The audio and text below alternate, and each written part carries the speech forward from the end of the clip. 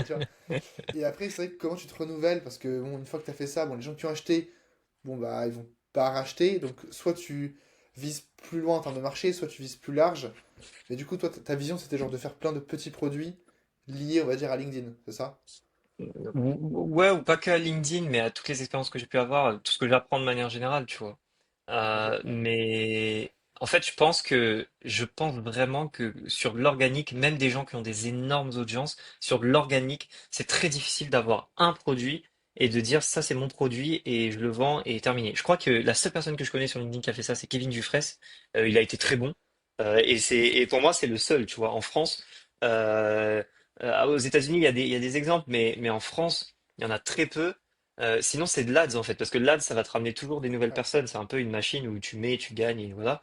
Mais tu vois, même aujourd'hui, Thibault Louis, aujourd'hui, à l'heure où on parle, Ouais. il lance plusieurs infoproduits, tu vois. Genre tous les 2 mois, je Ouais. crois, assez régulièrement.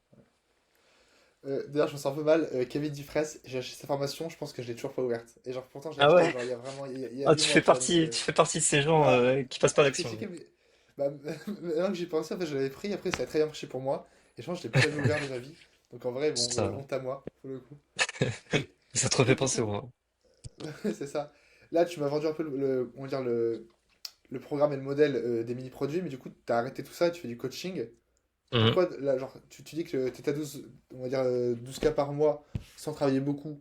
Enfin, avant, pour le lancement, je pense que tu t'as fait beaucoup, on va dire, mais Mhm. pourquoi tu as quand même changé ce modèle-là et t'es passé sur un modèle de coaching pur?